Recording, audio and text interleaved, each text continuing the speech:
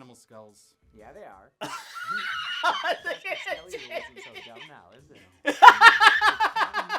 Hey guys, my name's Dan, and this reaction comes from Dead Meat.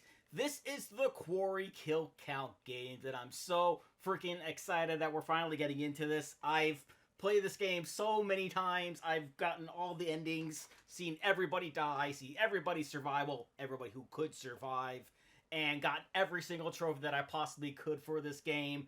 But I feel like we'd be doing this a disservice if we just didn't take a look at the cast that we got going on here. We got some horror royalty here. You got Ted Raimi, you got David Arquette, you got Lynn Shane, and then you got some newcomers like Siobhan. She's fantastic in her role. I mean, the way that she brings her character to life is amazing, and she's one hell of a singer as well. Then, of course, you have Brenda Song, who's probably more well-known in the younger community, along with Ariel Winter, who, of course, is in Modern Family. I don't know. Is that show still going? I have no idea. I don't keep up with the show. But either way, you have all these people, all these talented people involved in this project, and already a type of gaming that has been just getting better and better with each new release.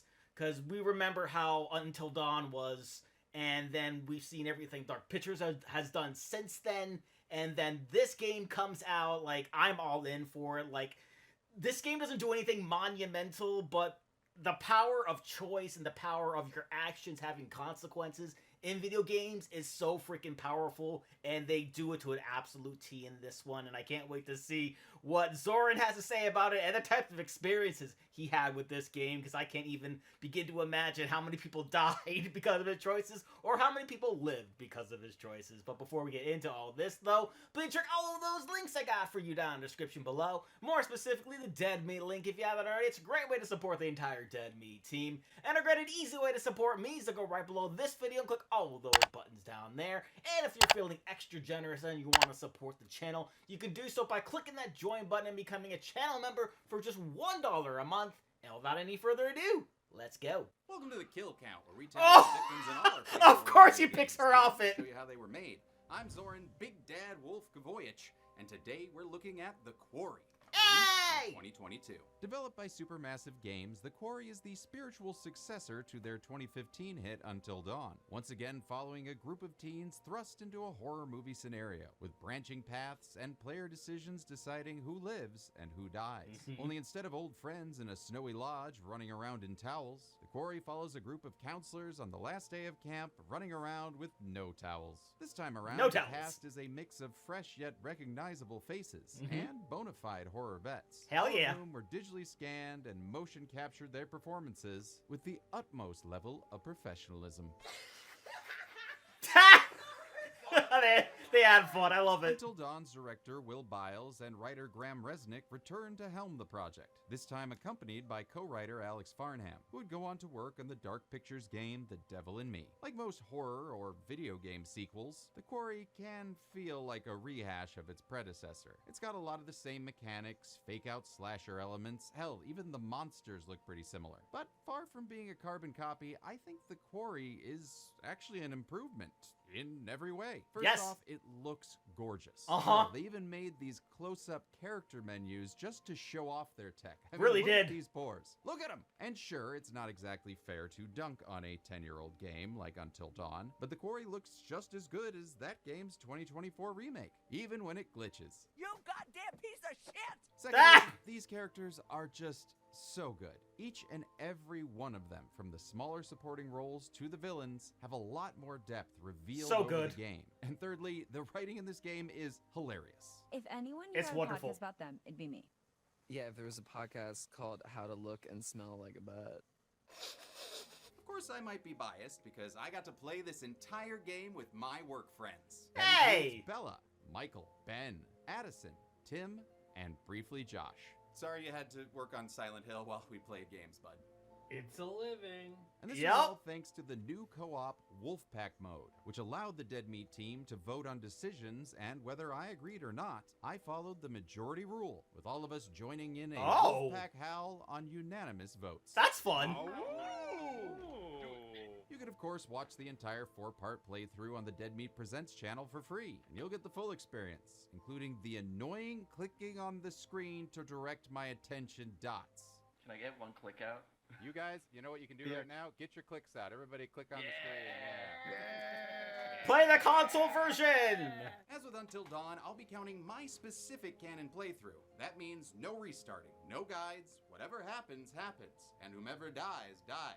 And that's final. And since player deaths are permadeaths in this game, I'll be bringing back the Butchered Butterfly Award for the best multiversal mutilation. Ooh. And now we can, shit. Huh.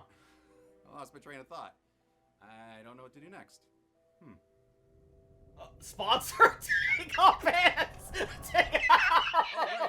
Sponsor segment. Here I go!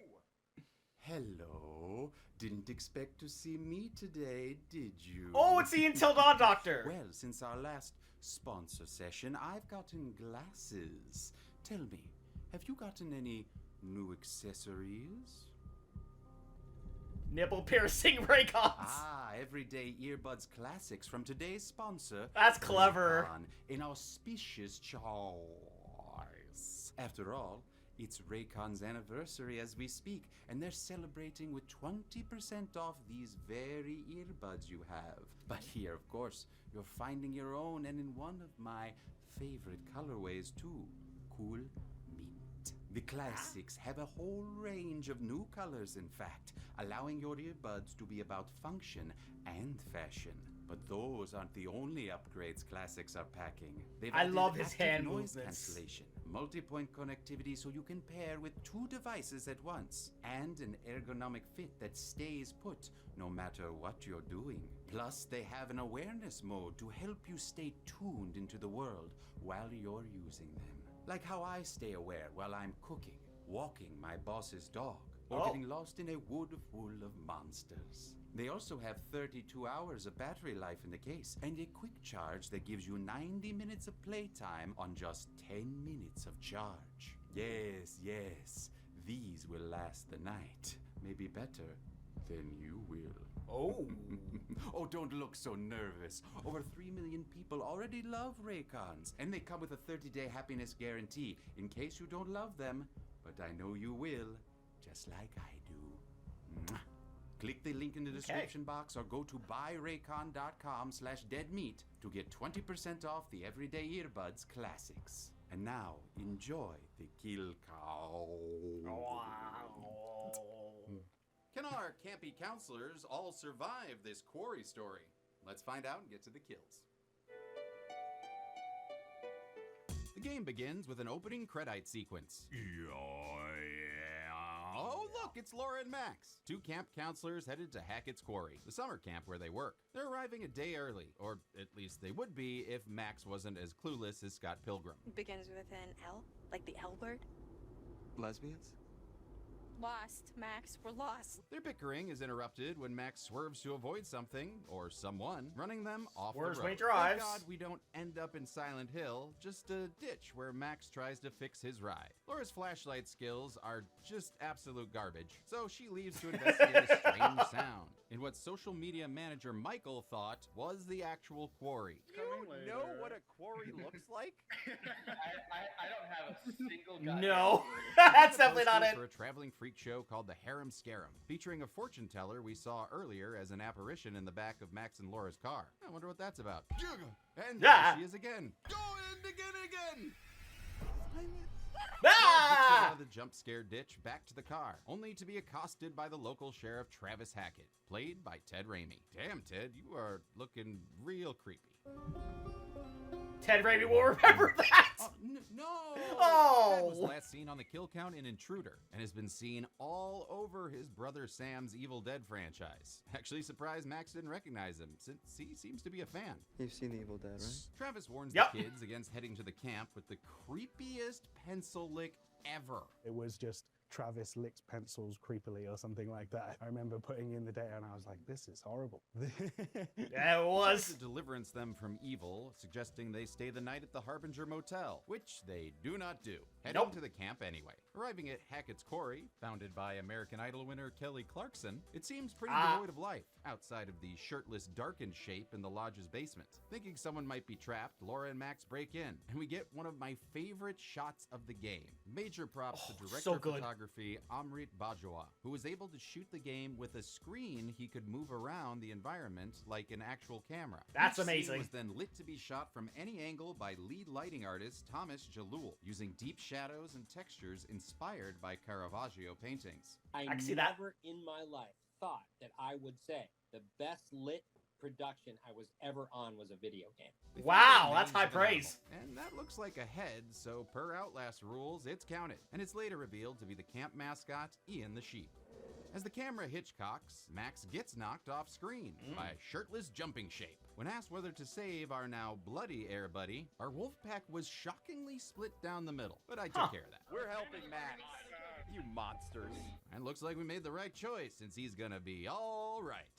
Nope! Psych was a show he was on. Before Laura can go after him, she's injected with some drugs. In the back of her skull? Alright. Her drug and body pusher is Travis, who shoots at the shirtless off-screen shape in the basement. Does this look like the goddamn Harbinger Motel to you? No, but it does look like a goddamn title card. It does. Accompanied by a cover of Fly Me to the Moon by Alma Kogan. That is, if you didn't turn on the alternate music option designed to make the game safe for streaming. This mode swaps out the banger soundtrack of licensed songs, including Ariana Grande's Moonlight, with some extreme music tracks that are still pretty good, but designed to avoid copyright claims. Well, that's so considerate, if it actually worked. The game fades into a witch's hut, where the camera wobbles far too close to the harem scarum fortune teller. There's no need to worry. I'm here to help you. This is Eliza Vorez, no relation. She fulfills the same role as Peter Stormare in Until Dawn, giving lots of cryptic clues to the player, thematic ramblings, and loads of dead animal skulls. Moving on, we... Hey! What? Hey! Oh no! An animal head there, and what's all those things behind her? They're animal skulls. Yeah, they are. Kelly isn't so dumb now, is it? I'm supposed to play catch with my kid. Could you just do that for me? Hey, yeah, I'll throw him around. I somehow knew he was gonna do that. Come here. Yo, stay away from my boy! Well, after spending hours ignoring my child to count these, I'm able to add 74 kills in, like, the loosest sense of the word. Was it worth it, Zoran? No. We move on to Chapter 1, Hackett's Quarry Forever, or at least since 1953, a fun flip on the year of Camp Crystal Lake. With the summer over, our teen counselors are sending their bus full of happy campers sound effects home. Our counselor antagonists include muscly bellhop Jacob. You can help me with the bags or what? Snarky cool girl Caitlin. Jacob, get bagged. Caitlin moves on with her goddamn life. Equally snarky comic relief Dylan. I can only deal with one shit at a time, Jacob. And Nick, who's Australian. It was Dylan's idea, and Dylan was my favorite character. It was really funny. You know, honestly, it's kind of hard to keep track of these teens when they don't have a freeze frame with their 3 character traits surrounding them. Notably missing are Laura and Max, who the counselors have been told just ditch their jobs. Jacob has been having a summer fling with the camp's resident hot blonde Emma, but it's recently come crashing down. We are super cool.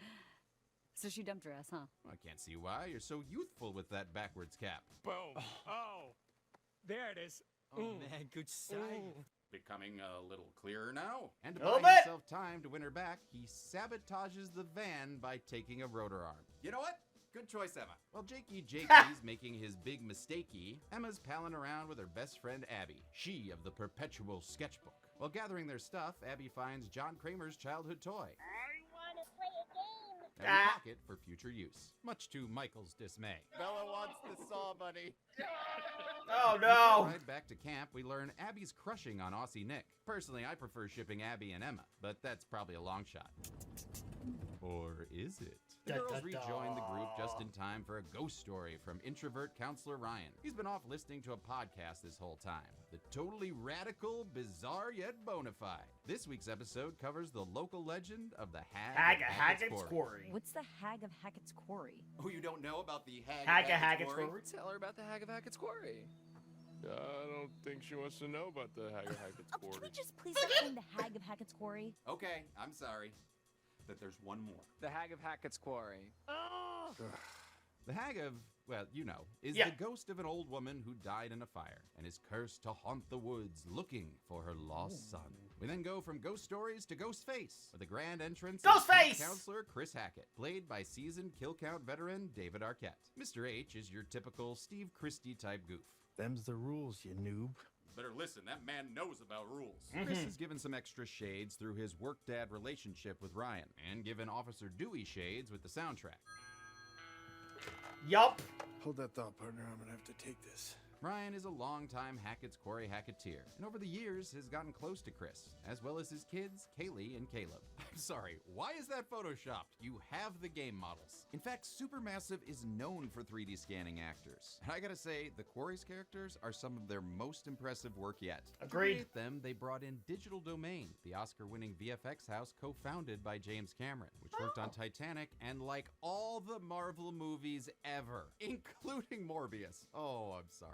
They captured Jesus. the cast performances over the course of 42 days, resulting in 32 hours of captured footage, then feeding all that delicious data into their Masquerade facial Om capture nom. system, a tool initially developed for Thanos in Avengers Infinity War. While Digital Domain primarily worked on film and TV, they were able to adapt many of their tools for game development. This included digital eye tracking and a facial animation tool called Chatterbox, which saved time by creating a library of each actor's facial expressions that could be accessed later. Once that's digitized and it's in Maya and Unreal, we can do whatever we like with them. Yeah, they're like puppets. Awkward laughter. To be honest, we don't want to. I mean, the reason we choose actors like this is because they're really good at acting, and we don't want to muck about with that. And yes, that is James and Chelsea there, who Yes, got it to is. play the game with the entire cast and crew That was fun. years before I became the Dead Meat Game Daddy. Chris seems to be in a hurry to clear out camp. Unfortunately, he's foiled by Jacob's property damage. Boys will be boys. Okay, Jesus, Jacob, give him the rotor arm, dude. He doesn't. So with no way to get everyone home, Chris leaves, with a stern warning to stay inside after sundown. Of course, the teens immediately ignore the Randy Of course Man they plan do. in order to throw a party. Tracy Jordan would not approve. Parties are like frisbees. If you throw them the wrong way, they'll veer off in a bad direction, and then your kid will fall into a quarry. But for the Dead Meat team, a Facts. party is the perfect chance to pair up Ryan and Dylan. Yeah. That's not this decision. It's not inconsistent. Unbeknownst to them, they're in the crosshairs of some scary forest folk. That includes the legendary Lance Henriksen. Hell yeah, as well it as is. various bishops in the Alien franchise. And, who's this bloody boy? Is that Deepwater Horizon star Ethan Suplee? Yes. Yes, it Yes, is. it is. Chapter 2, Truth or Dare, sees the group split off to party prep. Jacob and Emma break into the camp's general store looking for beer. Looks like you're trying to thread a needle with a packet of loose sausages. That's what you said the first time we made love. They get in, and Jacob's beer dar leads him to some jokes that not even Gallagher would do. Check out my giant melons. Hey, no sexualizing the melons. You just cut a hole in it? What did I just say? No! He leaves Jacob to smash his melons and ends up finding some shark dentist supplies, a pack of fireworks, and a gun that she does not know how to use safely. Jacob Nope. grabs like one case of beer, okay, but more importantly, a This. bag of This. peanut butter pops. Pop peanut butter pop in your mouth. No notes. And I was really excited to learn that actor Zach Tinker improvised this dance, even though he can't remember the words to the song. Pop, pop, peanut butter, butter pops. Oh no, wait, how does it go? I'm blanking on the song, no! Tinker's actually Emmy nominated for his work on The Young and the Restless, but he also had a very brief appearance in American Horror Story's 1984 season. Oh. And his character of Jacob was the most divisive during our playthrough. I need this man to be killed. Team Jacob. No, not that one. Never that one. Back at camp, Ryan takes Dylan to Mr. H's office so he can charge his phone, as well as look at his gun and Billy Bass collection. It's not to take the Pow Pow back to his family band, which is fine, since we've got some bona fide sparks between these two. Hell yeah. Bonafide. Boner. Fide. Get it? Boner. Yeah. The team resoundingly approves. Flirt. This is a dating sim now. Dylan can't resist poking around his boss's quarters, finding a trap door. But where could it lead? Secret. Sex dungeon. Get down there. Tell me what you see. Oh my God, Ryan, you will not believe this. What? It's nothing. All right, it's official. I'm now on the boy kissing bandwagon. More snooping reveals a hidden surveillance room, and Ryan is uncomfortable seeing all this TV glow, so he leaves, leaving Dylan to Snoop! Eventually seeing Vukovic terminate the camera feed. It's probably nothing. What are you talking about? Totally nothing. Our final duo, Nick and Abby, are out gathering camp firewood. Sadly, they don't find any immunity idols, but do grab or psychically burn a tarot card, which is this game's equivalent of the totems from Until Dawn. Like totems, tarot cards give you visions about events to come, but unlike totems, you have to turn them into Eliza to see them, so we'll put a pin in that for now. Abby has a sudden art attack and just kinda expects Nick to stand there while she draws. Oh, that's okay, Nick. Why don't you use this little piglet and its ma to teach us about the don't breathe mechanic, which is similar to the don't move one from Until Dawn. In fact, each of the game's tutorials is also accompanied by a cute Fallout-style animation. I loved it. Complete with Rod Serling narration. Be warned.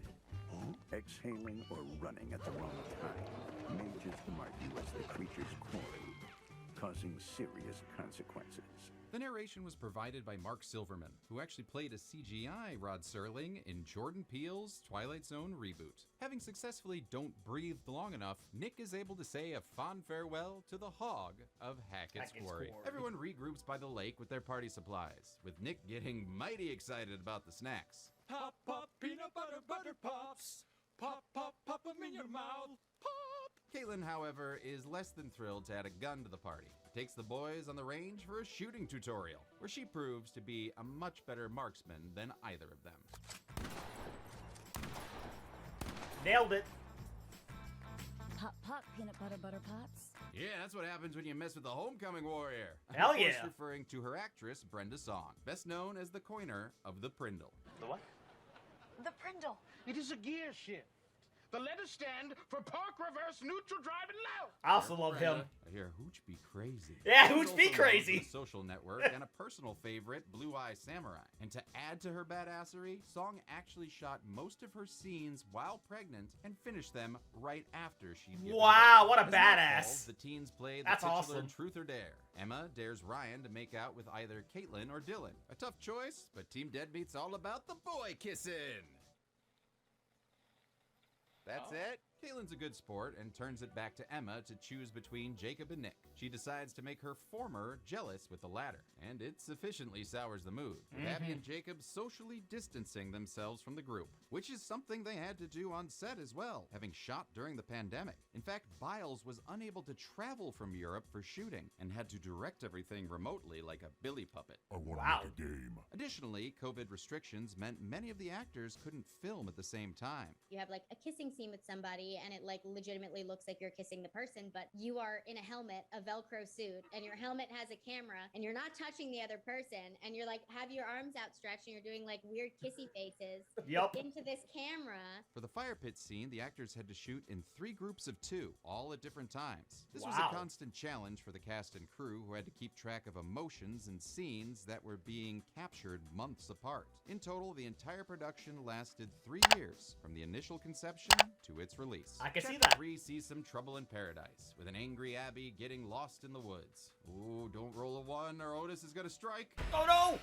Nick catches up to her and apologizes, all while Sarah McLachlan-like music plays in the background. This song says I should adopt a cat or a dog. They quickly make up and make out. However, their summer love and dreams are ripped at the seams, just like Nick, who's attacked by a shirtless hunching shape. Abby decides to help, but either way, she's gonna be jumped by the mystery monster. He gets scared off by a gunshot, giving her the chance to run away, run away. We pass all our QuickTime events, including a Prey-esque tree confrontation, and make it to a hiding spot, where we manage to wait out our tonguey tormentor. Jacob's down by the dock, coming out of his emotional shell, while also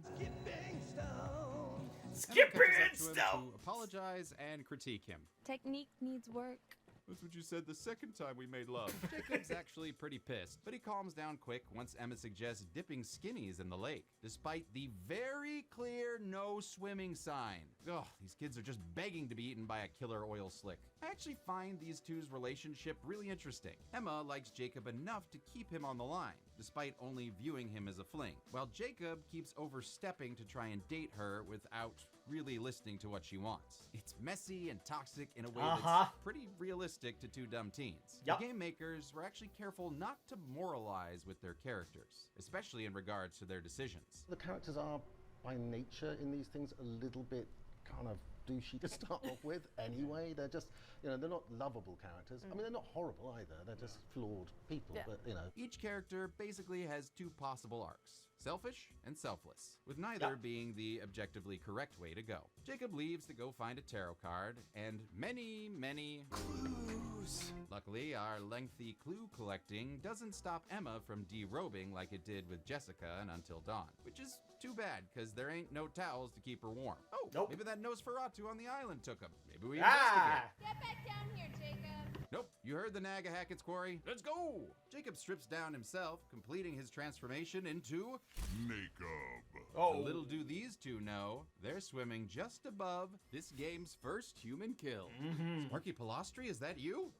No, it's actually revealed to be Ed Benson, a hiker who went missing months ago alongside his partner, Anne Radcliffe. And while she is presumed dead, we never see her body, just some torn bags. So without any substantial evidence, she stays off the count. But a lack of evidence doesn't necessarily mean it's not true. Grace, have you ever done jury duty?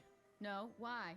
Good, no reason. And they have to take their fun to the island, but Jacob hears Abby scream in the distance. And to make matters worse, he dropped the rotor in the lake. What? Why? Why were you keeping that in your underwear? Anyway, we're given a tough decision between diving in after it or going to Abby. And if you do have him dive, he'll ultimately lose it when he's scared by the body, and may even drown if you mess up real bad. However, the team chose to play the hero, leaving Emma alone in the water. Seriously?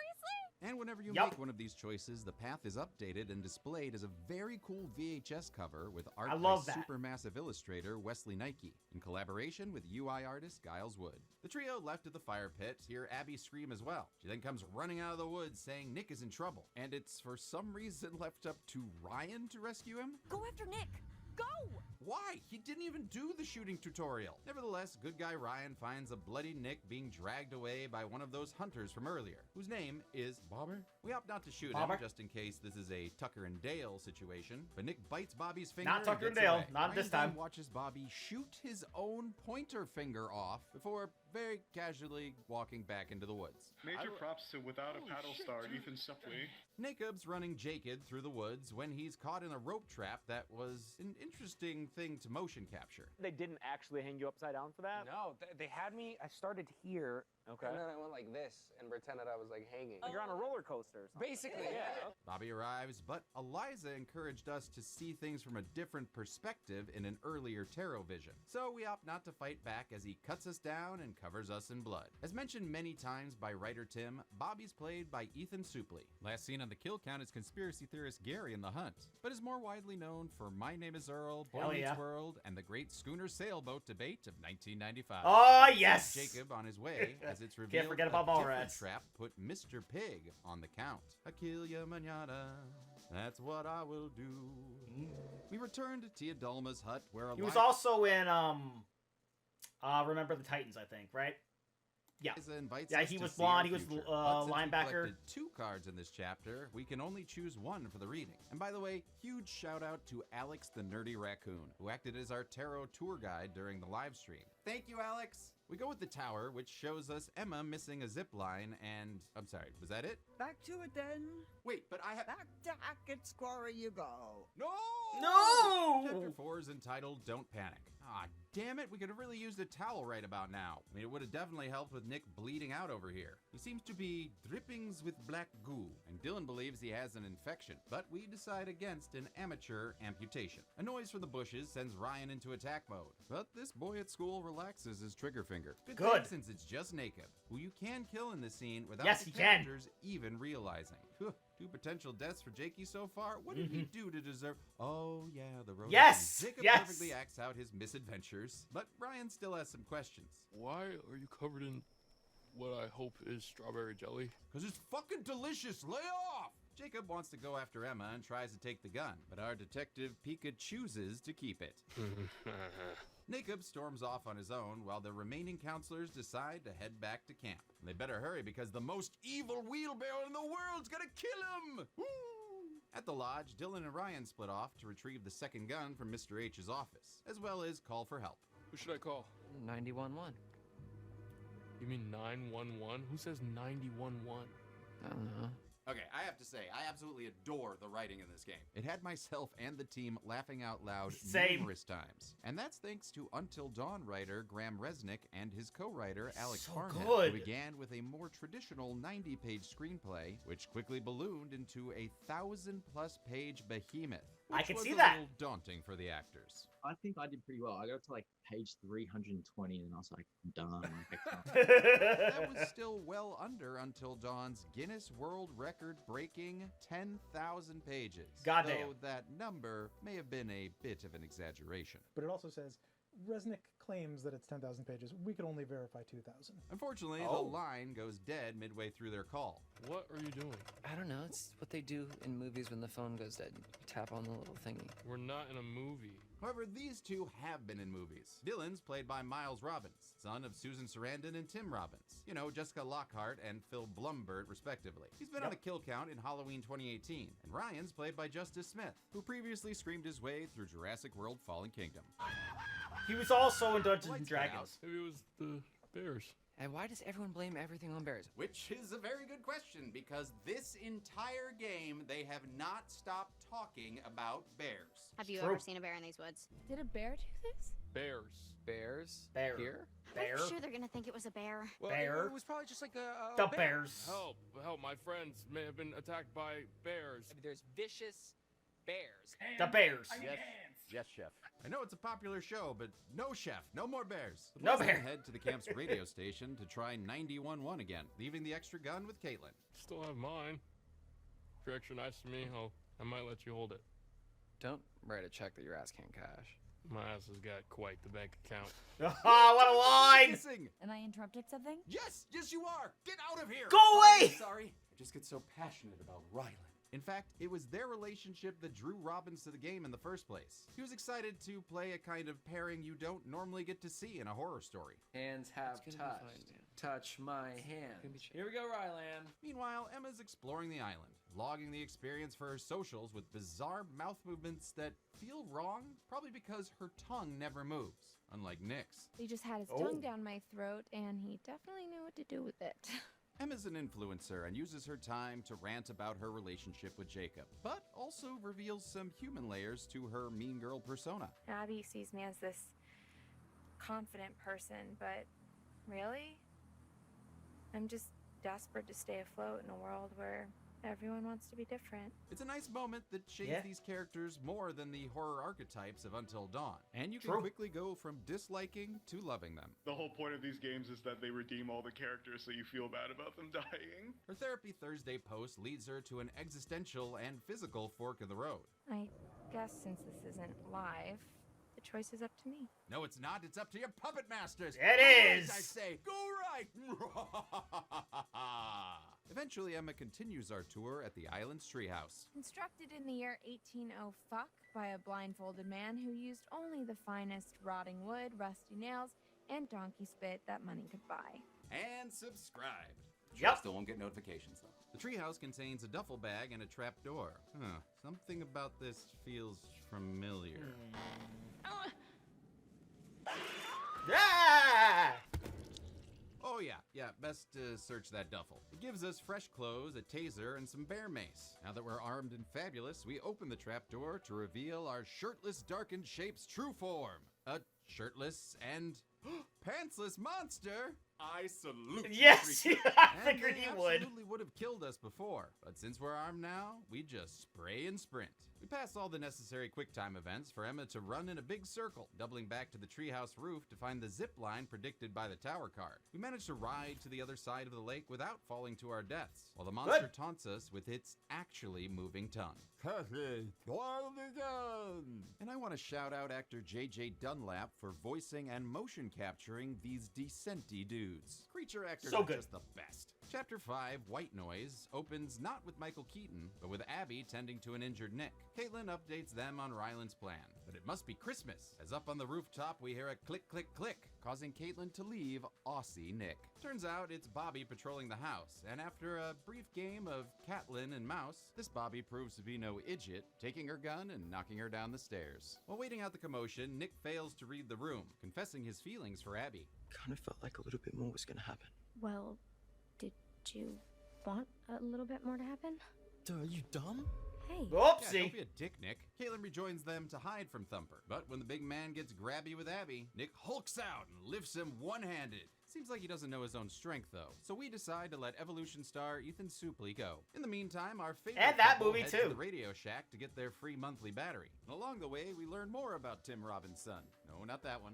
Turns out he's actually studying quantum physics. A sharp contrast to his jokey persona. Yet another example to all the layers these characters have. Now get to boy kissing, you two. Sadly, they don't, but do find some scary claw marks. Oh, Dylan, better send out an SOS. Hello, how's it going out there? This is, we need help. This is, we are counselors at Hackett's Quarry Summer Camp, and there's been a horrible accident, attack, some stuff bad here.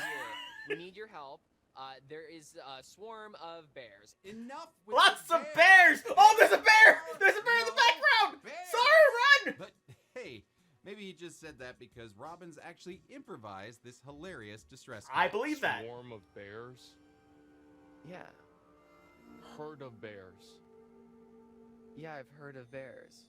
Damn, that is such a good joke. Instead of finding really help, they is, pick up man. the signal from the hunters, who have come to bring disharmony to their hut. They try leaving, but they're pinned in place by one of the creatures, who skitters up onto the roof. Dylan hatches a plan to scare it off by playing a feedback loop through the speakers. Unfortunately, their rooftop tappers disconnected the wire. That means Dylan will have to reach up and manually fix it. Oh, And no. that goes about as well as expected. Yeah, you reach out, and sometimes Bite mark burning, you don't Dylan touch faith. begs Ryan to cut it off, cut it off. And Ryan obliges, using a nearby chainsaw in a clear homage to Evil Dead 2. Yes. Both in look and brand. While the Quarry's got plenty of blood and guts, Biles wanted to keep it fun instead of gross, leaning into inspirations like Evil Dead 2 and Supernatural. I appreciated all of them. Ryagan is able to break the quiet of this place, blowing out the speakers and sending the creature away. Oh, sorry, Dylan, can't really cover up that other ear, can ya? With the threat gone, everyone catches up outside, but they're interrupted by gunshots. They then spot a mysterious girl running away from the cabins. Is that Molotov cocktease? Excuse me? What did you just say? What? Nobody watched Venture Brothers? I did. Go Team Venture! I didn't. The Quarry Scoobies go bobbing for butts at the pool, finding a dead bobbing body butt, who Ryan identifies as Mr. H's daughter, Kaylee Hackett. It's a big bummer for Ryan, but hey, at least Eliza seems happy. Looks like that's one less vermin in the world. Ooh, geez, Mrs. Ross, you sound like you found George Costanza in the pool. I was in the pool! Chapter 6 offers some prayers by night and a clue to the game's monsters if you're up on your universal horror knowledge. Jacob's been wandering around in his underwear and shoving evidence into it. Gross. He then finds his co-star's tarot card before finally reuniting with Emma. And the creature! All right, Jacob, it's time to save the woman you love. Ah! Sorry! Jacob! Chases this coward directly into a pigungie stick, which I'm going to say is the same one we already counted, since Emma finds the rest of its body later. But no sign of its little piglet. Oh, this is the owl bear from Baldur's Gate all over again. Oh, no. Jacob gets caught in a bear trap. Something he was quite good at on set, since Tinker broke his thumb for real while mocapping this chase. Oh! But kept quiet so he could finish it. We just iced it in between takes, and it was gnarly. Unable to free himself, Jacob's treated to a frank blackout. Back at the pool, Nick is getting all sorts of horny. Nick, what do you... Taste you. Hi, I'm disgusted. Yes, that is Earl Winters from Modern Family playing Abby, whose previous video game experience includes voicing young Kyrie in the Kingdom Hearts series. Abby tries to cool Nick off by sending him soaring into the pool. Ooh, okay, too much chlorine, I guess. So the gang takes the Wicked Witch of Westralia away to dry off. However, he's not super grateful. I only ever hung out with you because you seem so desperate. Poor, pathetic little Abby ready to throw herself at the first guy that came along. By the time he's tossing Abby across the room, it's pretty clear Nick is quite sick. So she gives him his shots. In response, Nick explodes in a cloud of blood. Like ya. Ooh. Completing his werewolf bar mitzvah. Spooky scary. Because if you don't shoot him, he comes and like rips your head off. It's done. That was the decision I made originally. Yep, if the clues, bites, and endless shots of the moon throughout the game haven't given away by now, we're dealing with werewolves. What? Who? When? Why? No, werewolves. Werewolves. Oh, Though you'd be gotcha. forgiven for not realizing, considering these guys look as hairless as Until Dawn's Wendigos. While it hasn't been confirmed, a later line about their smell. I remember the steps and a smell like wet fur. And other inconsistencies in the game have led fans to speculate the werewolves were intended to have some fuzz. Probably one of the many elements left on the hair cutting room floor due to this game's truncated 3-year development cycle. Whoopsie. Of course, that wet fur smell could have also been Ian the sheep. I miss him. Bah hoo hoo hoo. Bah, For the hoo, hoo. transformations, Biles wanted to avoid a rehash of an American Werewolf in London, instead opting for a more magical transformation inspired by Ready or Not. I appreciated it. The newly transformed Nick leaps out the window and escapes into the night. Later, Emma witnesses him being captured by Lance Henrik and Son. They very nearly catch her too, but she manages to evade them like video game Jason with her fireworks. She makes it back to the lodge, but finding it empty, decides to hide out in a van, not down by a river. Not down by the Counselors at river. the pool house are Chris trying Farley to figure bit. out what the hell is going on. Luckily, Molotov Cocktease is back to tell us. What did you just say? Right, it's actually Laura who's looking a Yes. little worse for wear after 2 months of her absence, that she tells us all about in Chapter 7. We pick up right after the prologue with Laura and Max now in jail. If you remember, Max got bit at the beginning of the game, so we know what's up when we see this blood mist. Yep, he's become an OP Diablo 4 necromancer. Sure. Travis interrogates Laura and lets her know what kind of trouble she's in. You just stepped in some grade A double prime. Go ahead and kill yourself cosmic type shit, young lady. But please don't.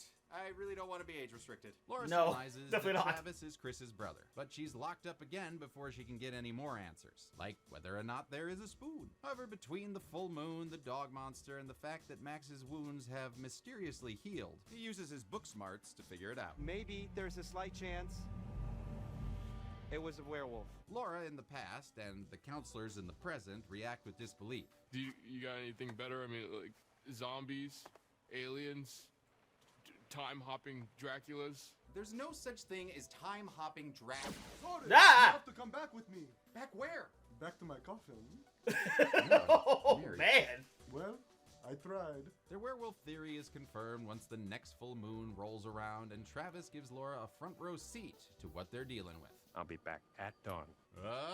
Almost said the wrong game there, Travis. Whoopsie. He huffs and puffs and blows his skin off. Oh, and unfortunately fake for Laura, ad time. she's seated Fake ad in the time. slash zone. Yeah, I bet you wish you'd stayed at the Harbinger Motel now, don't you? Hi, I'm Crazy Boff, co-owner of the Harbinger Motel, and I'm here to warn you about the high price of travel. Yes, sir. You won't find any place cheaper or safer than the Harbinger Motel. Much safer than spending the night at Hackett's Quarry. That place has got a death curse.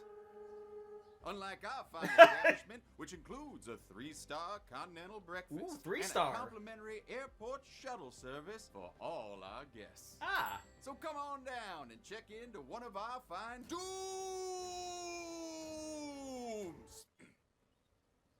rooms. Oh. We have rooms. Yes, yes you do. The Harbinger Motel. You'll wish you'd stayed the night.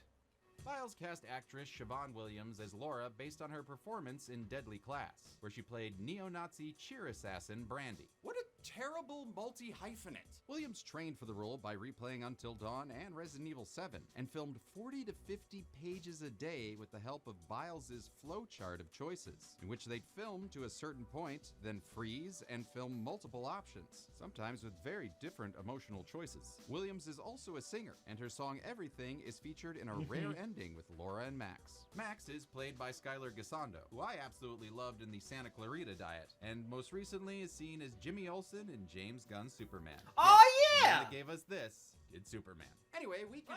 Whoa! You didn't mention that Skylar's in Righteous Gemstones. Oh, I've actually never seen it, so... Oh, he's really good in it. He plays like a stunt guy. All right. Yep. No, James? I'm doing a kill count right now. James? Maybe after? Yep. Yeah, Yep. we'll Go watch on. that. James? I love that guy. Laura patches Same. herself up and tries to call for help, but they only have a black phone.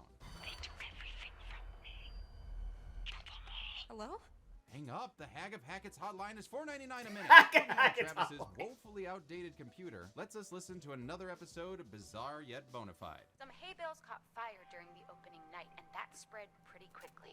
Before they knew it, the whole place was up in smoke, including the show's leading lady and her alleged baby boy. Ooh, exposition-y. And the hosts are actually played by comedians Brian Murphy and Emily Axford, who are best known nowadays for their work on Dropout's D&D show, Dimension 20. Laura then finds a needle full of James' catchphrase. The next morning, Travis arrives, surprised to see that Laura didn't escape. Her decision to stay and help Max earns his respect, and Max's Until Dawn Josh cosplay earns my respect. Travis then opens up about the Hackett's battle against the werewolves, in a great scene that really shows Travis's conflict between his morals and his desire to protect his family. If your whole family, you know, like every last one of them decided to jump down the bottom of a well and they're all just hanging on the end of a rope, how can one person be expected to pull them all back out? You can't. Raimi had recently collaborated with writer Graham Resnick on the Shudder series Dead Wax, and loved his work so much he agreed to be in the Quarry without even reading the script. I mean, which makes sense, because it's like a fucking 1,000 pages. He knew it'd be difficult to portray Travis as sympathetic, considering a lot of folks' attitudes towards cops. If he called me ma'am one more time, I was gonna shove that badge up his dick hole. Still, he dove in and made the character all his own. They Sure did. rewrote Travis's dialogue after the initial table read in order to match Raimi's voice. Travis gives Laura their only guide, an old monster hunting manual which, like all werewolf lore, is presented in rhyme. When moon is full before its wane, rend the beast that cursed you slain.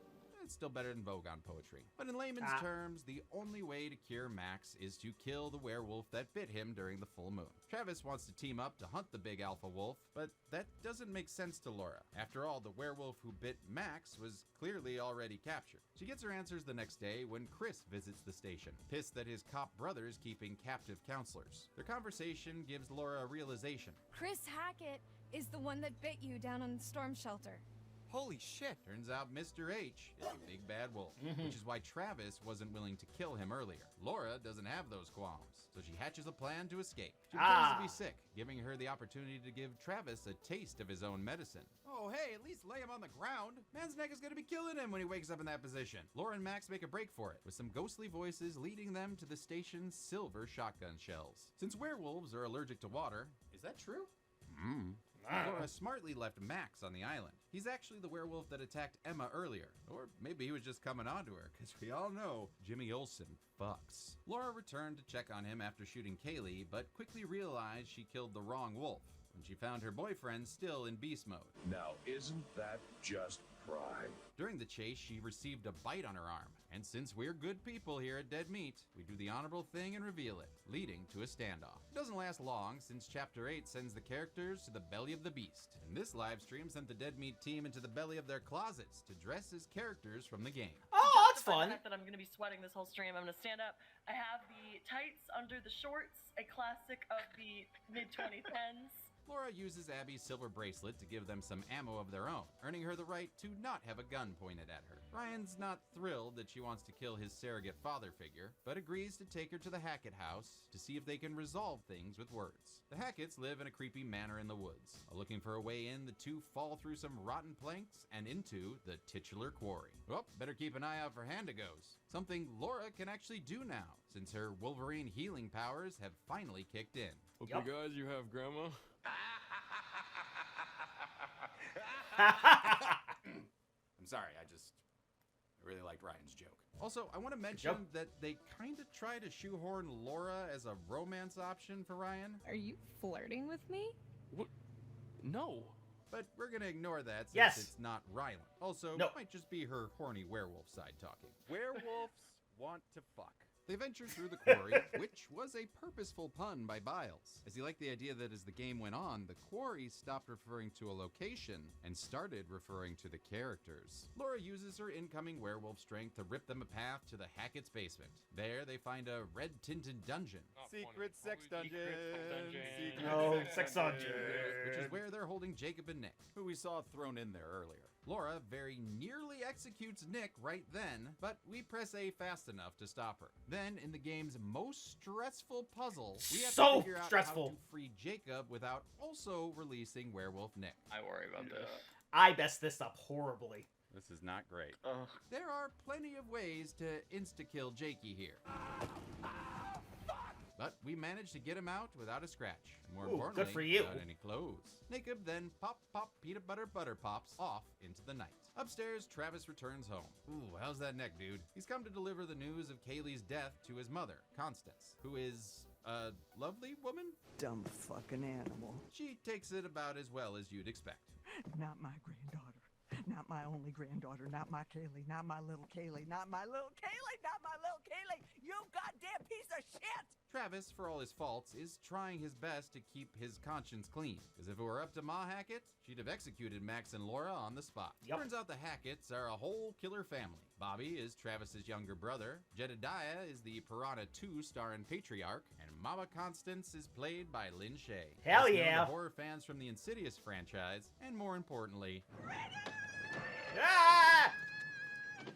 While the counselors are fresher faces, Biles knew that he wanted to cast the Hacketts with genre mainstays, and they wrote the family with that gravitas in Nailed mind. it. Laura tries to eavesdrop on their conversation, but winds up getting snatched by Constance as Ryan escapes. Yep, should have cut that hair like Clementine. We then stop in for a chat with Eliza, who is clearly an homage to Maleva from the original Wolfman, a woman that forever cemented a connection between Romani fortune tellers and werewolves. We collected 3 tarot cards this chapter, but a glitch tried to get us to give in to our hate with the Emperor. But a hand vote led to the Vanna White side of the Force, showing us deaths for Ryan and Travis. Technically, it was a unanimous choice, so I'd like to buy a howl. Chapter 9, The Matriarch, opens with Dylan and Caitlin in the woods. Earlier, they'd split off with Abby to head back to the main lodge. There, they found Emma in the van, leading to an air freshener facial for Dylan. It's all in good fun, but this scene could have been very different had Emma been bitten during her initial werewolf chase. If she was, she'd have completed her transformation, leading to a fight that can see her killing Abby, or Dylan, or getting shot by Caitlin. It's a good example of why this game was so much more complicated than Until Dawn. The characters can not only die, but they can also be turned into werewolves at any point in the story. Sure Fans can. of Until Dawn had always criticized its number of endings, so the team went overkill, resulting in a story with 186 different endings. I believe We it. can look at how we make genuinely branching game without making it so ridiculously huge that it's unplayable or even unmakeable. So they focused on creating different mini-arcs for the characters that allowed the story to jump around, ensuring the game's momentum wasn't killed, even if some of the characters were. So that means we can kill them whenever we like, and the story still stays whole. The teens can't use the van to escape due to Jacob's... So, Caitlin suggests walking to the nearby scrapyard to look for replacement parts. She does said things she said with Dylan, while the other girls stay behind in the storm shelter. On the way, Dylan muses about getting a hook hand and solidifies his feels for Ryan. Am I crazy or was something about to happen? It's always next year, right? I don't want to wait a year No. for boy kissing. Well... No! At the scrapyard, Dylan contemplates getting into this TARDIS and leaving the game behind. But then he spots the car they need, stuck up on a crane. I actually used to be pretty good at the claw game at my local arcade. The kids used to call me the grabber. Oh, Dylan, you do not want kids calling you that. No. As he's operating it, the scrapyard's motion lights reveal something coming towards them, and fast. Oh, that's so creepy. I love it. In one of the game's coolest sequences, Dylan uses the crane to lift Caitlin out of One of danger. my favorites. Werewolf hops onto the car, and Caitlin screams, "Give me PTSD" from my playthrough of Saw the Game. Hurry the fuck up! Hurry the fuck up! Nope. We honked the horn to hurt its hearing, and Caitlin takes a tumble that probably should have killed her. Meanwhile, Dylan uses a makeshift she's McCready munition to blast his opponent away. Of course, Hell if yeah. we missed the QTE, we would have witnessed a truly depressing end to any more boy-kissing hopes. Aww. Fortunately, he survived this encounter for me. The skin wolf very nearly catches Caitlin on the ground, but we managed to drop the car and pin it down. It is freaking metal as hell, much like the soundtrack for this entire scene. Unfortunately, the car isn't the right kind of metal to kill the wolf, and they don't want to wait for it to wake up. Heading back to the lodge, empty-handed. Back in the storm shelter, Emma is acting like she just got back from the Helena Marcos Academy, and her behavior is never explained, but it could be an alternate universe leaking in, because if Emma had been bitten by Caleb earlier, this is where she would turn and potentially kill Abby. But in our playthrough, Abby passes the time discussing Emma's influencer career in a way that hits a little too close to home. I make people laugh. I act dumb and they laugh.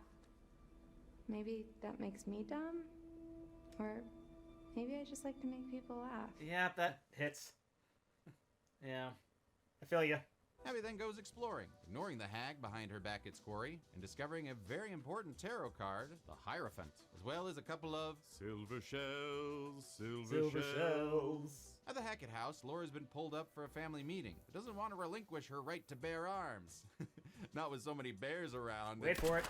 Oh, God! Laura blows Constance's face clean off. Sure does. At least she would if the game didn't have a weird glitch that kept it intact. Which is a shame. I mean, just look at that gore. Never seen that glitch. Can't show on the public version. Enjoy, patronists and risers.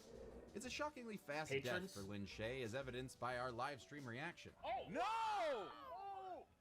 Oh! We killed Lynn Shay! But I guess Laura did warn her. Run your fucking head up! Bobby arrives having captured Ryan just in time to see Kerchak get pissed. No more party. No more protecting anyone. Laura runs before he can sick a pumpkin head on her, while Bobby disables Ryan with the most casual stab I have ever seen. Well, we shouldn't have shot the mom. Ryan stumbles his way to a dumbwaiter and takes it to the upstairs bedroom. But Bobby, looking like Buddy from Slaughterhouse, is coming after him. Ryan searches hither and thither for a way out before asking for advice from Mr. Hankey. Hi-de-ho! Fucking hide, bitch! So he does, evading Bobby and barricading him behind a door. You can't hide from me in my own house, fucker! You're a fucker. Yeah. So bad. You're a fucker. Laura, meanwhile, is being chased down by Jed. And this ain't the Spencer mansion, so she avoids playing a Moonlight Sonata, but does find a hunting trophy. There are bears around here? Okay, there. Yeah, there's the bear. Be bears here.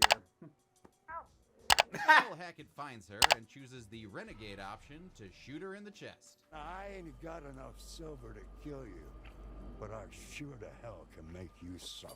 Laura then avoids getting stung by Carruthers' knife, but the lights overwhelm her werewolf vision? Is that a thing? Who said that? Laura cuts the house's power, inadvertently releasing Nick in the basement. And if we hadn't freed Jacob earlier, it would have been served up to Nick on a platter. Travis arrives to stop That was the my... fighting, allowing What's Laura happened to me? escape. Ryan's eventually cornered by Bobby in the courtyard, so he uses the one weapon he has. Ow! You stabbed me! Oh, no, now I feel bad. Ow, it really hurts. Dad! Oh my God, that is so good. Having unplugged his stab hole, Ryan is most certainly dying. Laura uses the last of her humanity to offer him a choice. Bleed out and die, or get a bite full of that sweet healing factor. Only that means he'll have to kill Chris if he wants to stay human. The Dead Meat team then unanimously accepts this bite of passage. And honestly, I don't see that many downsides to being a werewolf. I mean, you got super strength, healing, super horniness, you're good at basketball. Plus, you get to date Selena Gomez. That's a win-win. There you go. Closing in, so Laura hides Ryan in the attic. It's a lucky break since that's also where they're hiding their half an eight-legged freak. I think we found Chris Hackett. He rips through his chains like a My Pet monster, but his weight causes the floor to collapse, depositing everyone in the middle of an all-out Hackett fight. Laura completes her transformation by wet-wolfing just in time to sucker punch Travis. Because Ryan stabbed Bobby, he's too weak to fight off his brother, who rips him to shreds on the ground. Ow, it really hurts. dead? And unfortunately, that leaves no one to protect Jedediah, as Chris bloodies Thalmer's face on the stone of the hearth. Ryan picks up the shotgun and prepares to shoot. Hold on, hang on. Is that Chris or is that Laura? Because if it's Laura, we... Oh, yeah, that happened to me too. Division's come true. In the corner, Travis stabs Laura with a silver mirrored shard, killing her as well. But not before she swipes his head clean off and, okay, yeah, everyone's dead. Yeah, everyone's dead. Oh, man. If only we'd listened to researcher Bella. He tried to tell you to shoot. He had shackles. And this is the canon playthrough. Everyone in the chat's like, this is not canon. Like I said at the beginning, whatever happens, happens. Yep. So I guess we can add Travis, Laura, and Ryan to the count. No, I am What? not gonna let this count. No, none of this works, because with no Ryan, there is no hope for boy kissing. Time hopping Dracula, get in here. You want to come Oh. back to my coffin? Still a hard no, man. Okay. I just need one little favor. As with Until Dawn, I'll be counting my specific canon playthrough. That means no restarting, no guides, whatever happens, happens. And whomever dies, dies. And that's final. Except for one mulligan, which we're gonna use One right mulligan? now. I wish I had that mulligan. You can let go now. I don't want to. In fact, the game actually includes a death rewind system that gives you 3 lives that can be used whenever a main character meets an untimely end. Of course, it's not available on your first playthrough. No, it's not. So it's really depressed the team. Let's all just take a moment. I'm disassociating. Pour one out for everybody's living with the decisions that we have made in life. But we don't. Replaying the entire chapter without changing a thing. So, Constance, Bobby, and Jed all go on the count. However, we will be making Dewey go kablooey in our one murder mulligan that I totally established from the start. Aha. This change in the timeline means Laura's cured before she can finish off Travis, exploding back to human form with underwear. Okay, I absolutely love this werewolf transformation, but how do you transform back to underwear? It's not even the same clothes she was wearing when she wet wolfed. It's actually all in here. Oh. When the cursed sire has bit the dust, return to form, but cover boobs and butts. Oh! The boy one's the same, but with wangs and nuts. Okay. I think you had a I believe it. Who knew? There are, of course, a ton of ways this scene can go. Uh-huh. Ranging from all the Hacketts surviving, Ryan bleeding to death, and Yep. Travis deciding to murder everyone anyway. Thankfully, we've picked the sequence of events that actually completes the full story. As everyone comes down from the fight, Travis reveals that Chris wasn't the werewolf prime of the family. His son Caleb was. Collecting that Hierophant card from earlier triggers a vision during our Sarah Palm reading that helps fill out the origins of the werewolf curse. Sure does. Turns out Eliza's son was Silas the dog boy, an attraction in the freak show and the original werewolf in Hackett's Quarry. It's amazing just how much you miss out on if you mess up that one scene. And I was so pissed once I played it again, and once I tried to save everybody, and I saw that, I missed out on all this stuff. Cool. Also means this freak show came around in 2015? Okay, I'm pretty sure freak shows were banned in the 50s. But hey, if Elijah C. Scuggs can keep them going, who am I to argue? During the fire that burned down the harem scarum, Silas escaped, biting Caleb in the process, who then infected Kaylee and Chris. A newspaper clipping presumes that dozens were killed during the fire, but there's no official statement on the confirmed number. However, we can count the body Eliza actually finds, that of Travis's predecessor, Sheriff Hank. Now bury him in the royal family tomb along with the rest of the re-dead. Silas escaped during the chaos, and Eliza vowed to one day find him. That day is not today, as she's killed by the explosion, becoming the ghostly hag of Hackett's Quarry. I told you never to say Hag of Hackett's Quarry again. Sorry, Caitlin.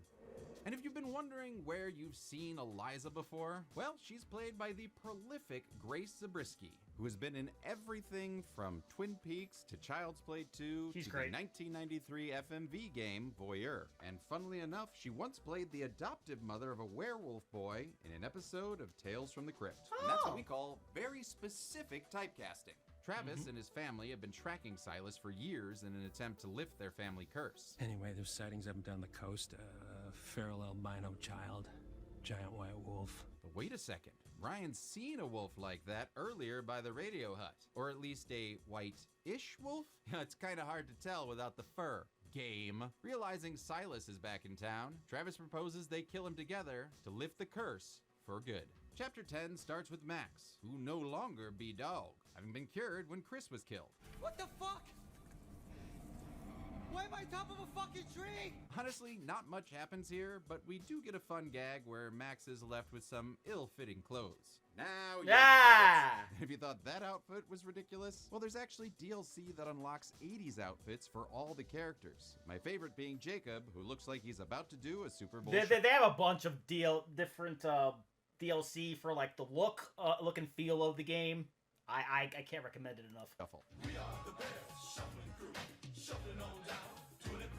There's an option to have Max swim to shore, but we decide Max has been through enough tonight. Good thing too, since that's a great way to immediately get him killed. Caitlin and Dylan finally make it to the main lodge. The two get to work clearing the building and naming their favorite streaming service. Showtime, motherfuckers. She finds more evidence, but is now done with this collectible system. I threw it on the ground. There's also a nod to Until Dawn that we didn't get to see in our playthrough. You've never fantasized about being trapped on a remote ski resort in a snowstorm? Ooh. The cable car is broken and you've only got each other for warmth. And when the food runs out, you've only got each other. Weird fantasy. But it's a really good game. Successfully prepped, it's now boss battle time! And I guess we're fighting a Scooby-Doo painting? Oh no, it's Caleb. He's just kind of clip-ripping through the wall there. Akemi tells him to eat OLED, but unfortunately, the non-silver bullets do nothing. So, back to the standard chase scene. Yeah, we get it. Abby and Emma are seeing the fight from the surveillance room and try to join with some very goofy-looking knocking. Knock. That's how they did it. If you want, you can go grab that silver shotgun shell Laura made for Abby and use it to kill Caleb. But we didn't want to kill the canine kid, so we joined Dylan in the kitchen for a Jurassic Park reenactment. We then head to the grill to grab the Easter Bunny. There is no Easter Bunny! Sorry, they head to the grill to grab the Saw Bunny and use it to lure Caleb into the freezer and lock him inside like he was Laura Croft's butler. Yes! Come on, that's better than killing Caleb. Meanwhile, Jacob cries in the woods. Moving on, Travis, Laura, and Ryan are on the road to a no-hair werewolf. Little do they know, Caleb finds them first. Mind if I catch a ride? A parking brake sends him flying, allowing Travis to roadkill the caw canine. Unfortunately, the family car doesn't come in silver, so Silas escapes, injured but alive. As they track him into the woods, Laura suddenly recognizes their location. It's where she first saw Eliza way back in the prologue. The ghost talk sufficiently spooks Travis and team member Michael. Oh, you fucker. So Travis reveals the whole story. The fire that burned down the harem scarum was actually caused by Kaylee. She convinced Caleb to start it in hopes that the distraction would allow her to free Silas. All she wanted to do was help that little boy. Locked in a cage by that freak show witch. Instead, Silas attacked them, and the fire grew out of control, kicking off the events of the game. It's why Eliza's shown such animosity towards the Hacketts throughout the game. In fact, if you get our original ending where all the Hacketts are massacred, she is revealed to have masterminded the whole thing. I knew that if orchestrated properly, the events of Hackett's Quarry would unfold just the way I wanted them to. The trio eventually finds Silas healing in what's left of his old cage. Yeah, still does not look like a white wolf to me, but whatever. Laura feels some sympathy for the Baraka boy, but if she takes too long, it can end with all three of them being killed. Instead, as Eliza's ghost begs us not to, we shoot Silas dead, ending the curse once and for all. The game fades to our final meeting with Eliza, during which she curses us for killing her son.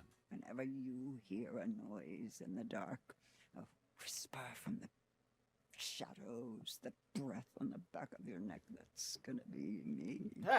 Stop it! Be there. Now I will never leave you.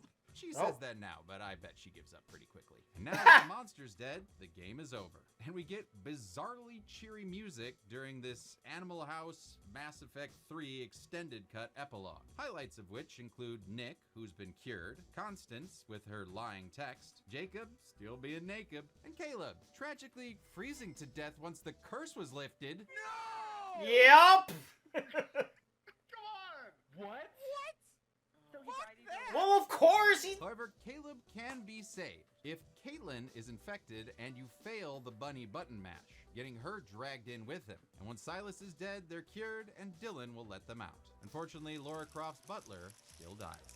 We then get a little extra epilogue over the end credits. Oh, and did I say little? Because this thing is 20 minutes It long. is so long and you involves can't the skip it. Bonafide podcast analyzing all our evidence. Sadly, we didn't collect enough, or the police wouldn't accept evidence that smelled like Jacob's junk, so all our surviving characters were arrested for murder. There are, of course, over 186 endings to the game, with some highlights including Max and Laura reuniting, a whole car crash and more brutal Silas murder, Jacob Wolf eating Emma, and finally getting some closure to Jacob's... I did this for you, because I care about you! No, you fucking idiot, you did it for you! And the fact that you can't see that is 100% the reason I don't give a shit how you feel. Wow, that's really cold. When this is done, I never want to see or hear from you again for the rest of my life. That's what you said the final time we made love.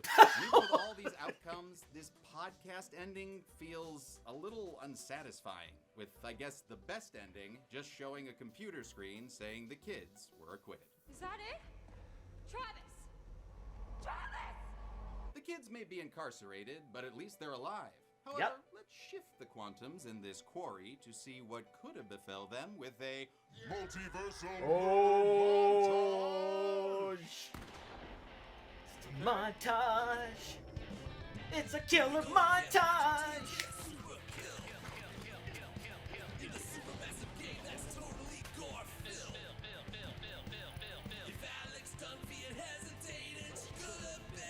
Decapitated.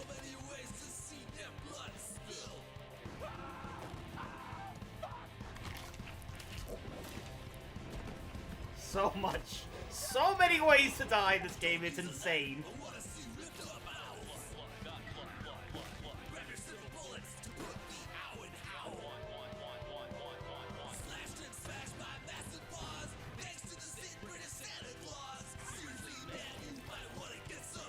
You would always find a way to work through.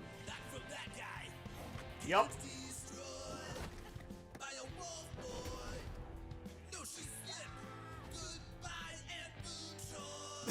This song is great.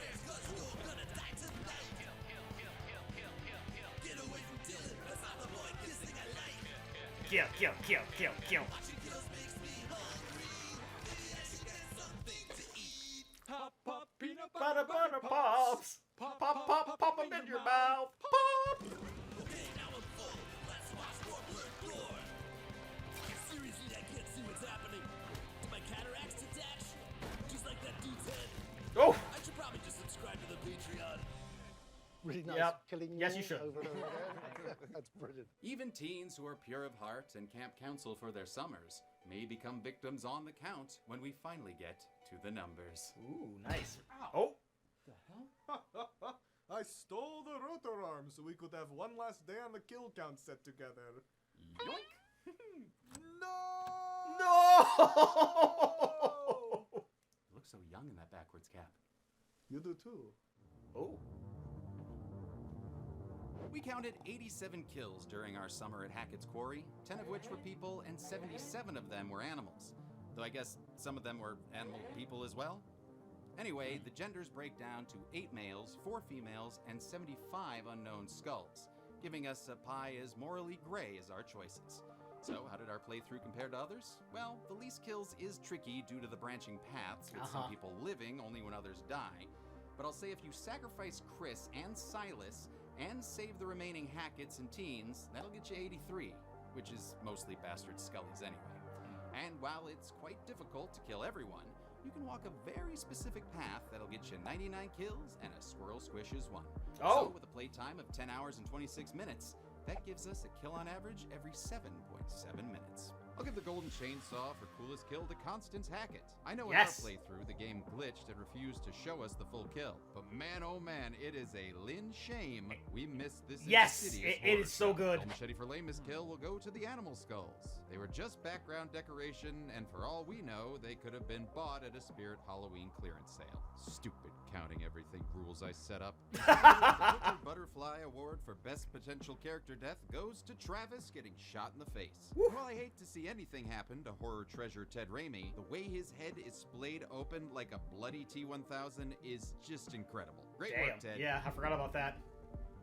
And that's it. The Quarry came out in 2022, and even though its ending felt a little rushed, I loved it, and it stands Same. as a super impressive, super massive game. Next month, I'll be catching a ride on the Giga Spider Express with Choo Choo Charles. But until then, I'm a man who made a mashup of Galileo and the Wolfman called Galileican, and this has been the Kill Count.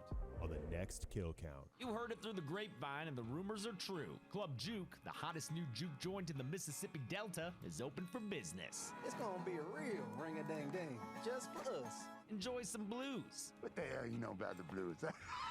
Eat delicious food. What's in the jar? Pickle garlic.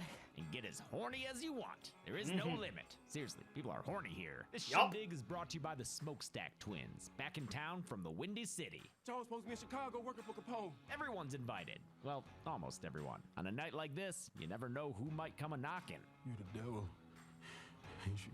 Not quite, but close enough. This Irish mofo's a vampire, and when you've got vamps, there's only one thing to do. They gotta be killed, one by one. This week, dance with the devil and watch one of the best films of the year in Sinners. You keep dancing It's with quite the good. devil. One day Can't he's wait to gonna watch follow the you home. rewatch And on that, Friday, and then sharpen your stakes for the kill count, this. only on Dead Meat. I'll do what I can. No, you'll do what you told.